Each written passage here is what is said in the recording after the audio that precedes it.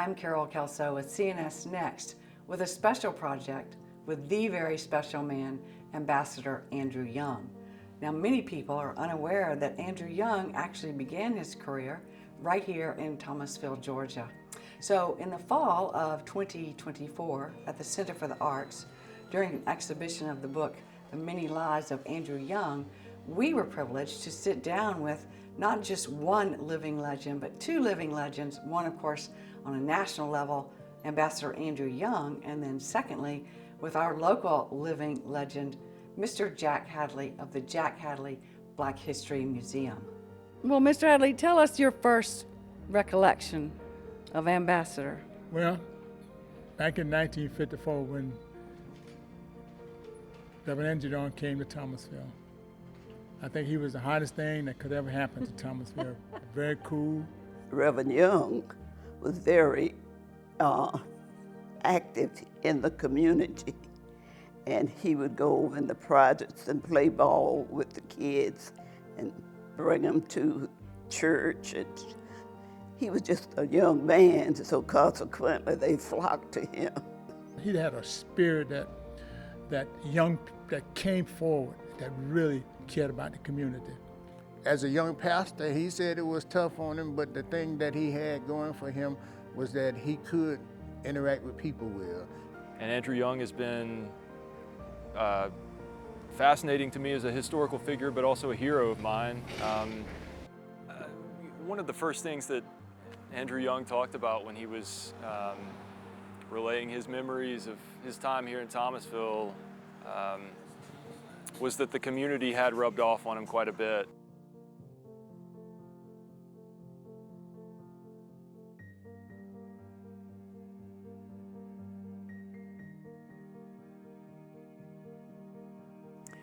In the mid to late 50s, the civil rights movement was gaining in prominence, and Andrew Young and his wife Jean had recently moved to Thomasville. They too were gaining in influence with the younger people, energizing them, finding jobs for people who needed work, and then of course across the board with the entire Black community, helping them, assisting them to get out and vote. That was one thing Reverend Young was good about. If he knew a man without a job or whatnot in the community, he would try to help him become employed somewhere between the Sunnyland or Flowers Bakery. He carried many people to look for jobs.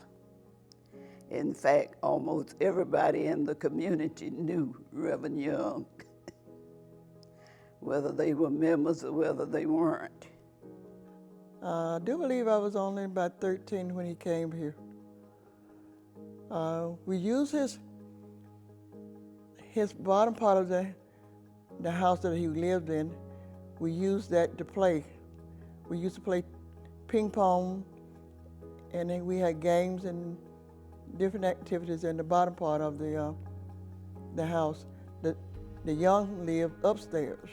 That was our YMCA, because we didn't have anything over this area to go to. We just hated it when he left. Wanted him to stay, but. You know, it was very segregated at that time. And if I recall right, I think the Klansmen paid Reverend Young a visit. They just, circle around. But luckily, nobody was shot or killed at that time. So Andrew Young said that he and his wife were on their way home from an event a few counties over one night and had witnessed what they described as a Klan rally.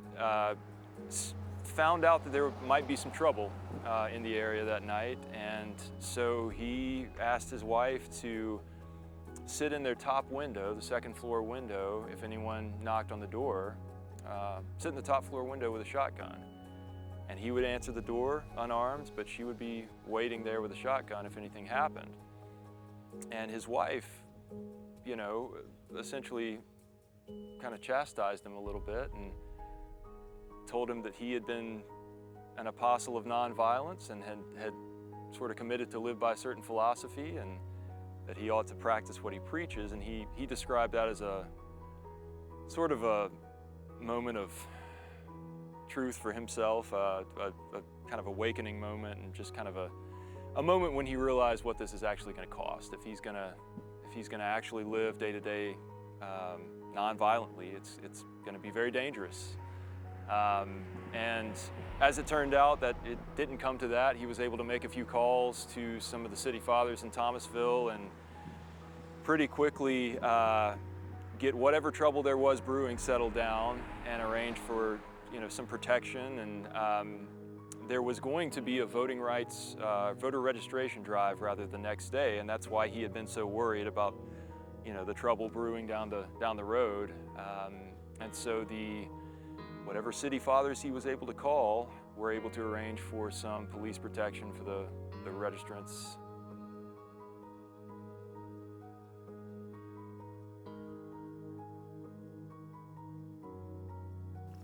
This is the interview that took place in the Center for the Arts with Mr. Young, and we were able to get a small glimpse of the journey that he began right here in Thomasville. You've had this incredible career. If I had a sheet in front of me, it wouldn't fill up everything: mayor, congressman, pastor, husband, father, SCLC. I know I'm leaving some important things. UN ambassador. So many, many things, and you are in your 9th decade? Yeah, I say I'm 92 and a half. Okay. And I'm not proud of it, but we used to sing a song down here, Brother Hadley. You probably know the old folks used to sing, keep on running, trying to make 100. 99 and a half won't do. Remember that? Yeah, but I can't sing it. I was going to ask if you could sing it for us. No, I'm gonna let him sing it. Keep on running, trying to make 100. 99 and a half won't do. Keep on running, trying to make a half. 99 and a half won't do.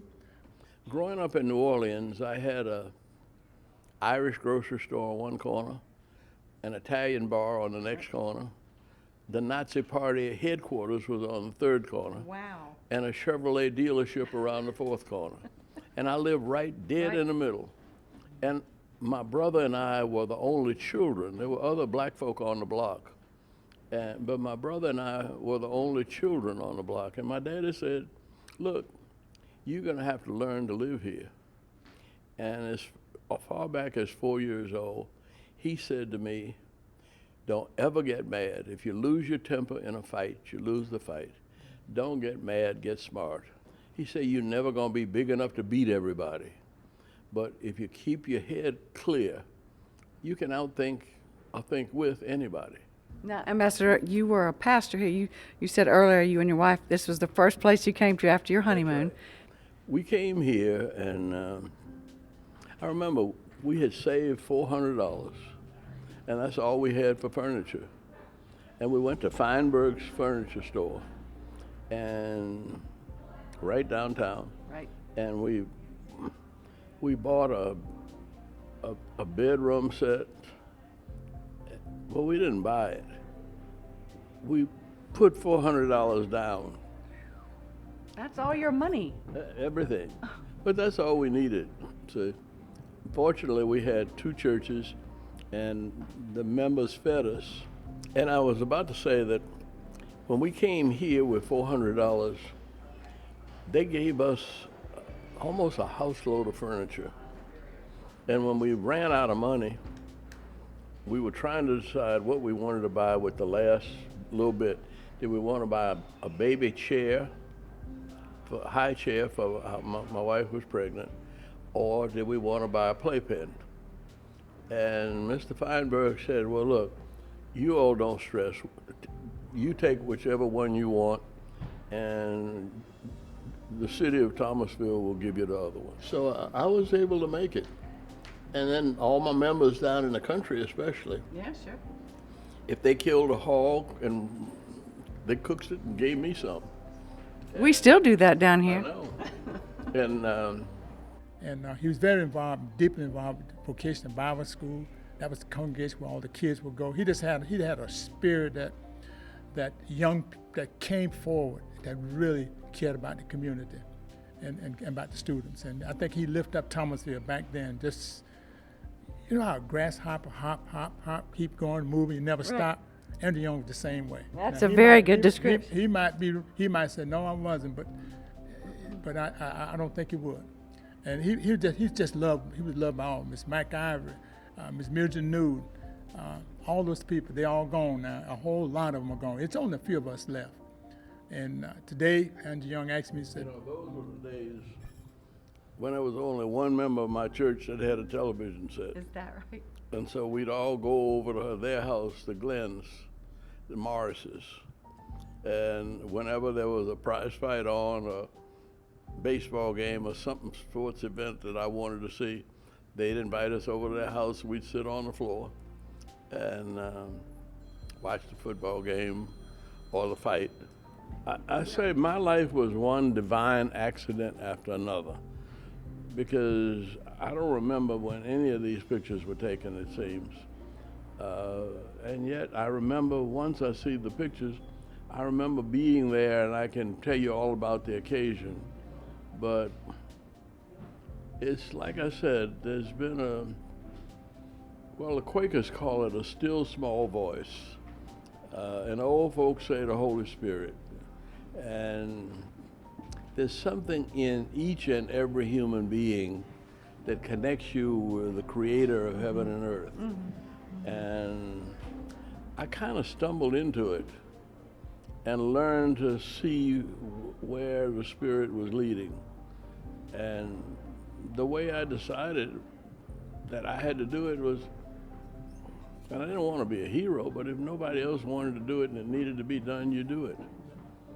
And then you're surprised when something happens, because you don't know why you're doing it. Then your life is full of surprises day after day, year after year. It was a great privilege and honor to have just simple conversation with Mr. Young. His courageous and gentle spirit truly elevated the atmosphere. I left blessed, I left encouraged for the future, and I hope others were too.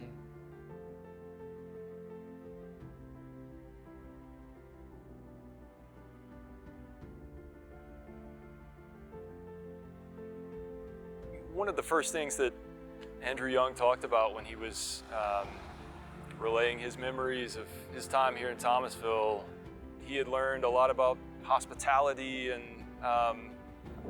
what it means to be a part of a small, close-knit community. And I know that there are still people here in this community that learned a lot from him. Many of them folks who were young kids or teenagers when he and his family were living here. But then at a higher level, Andrew Young's work with the SCLC did not leave an inch of the South untouched.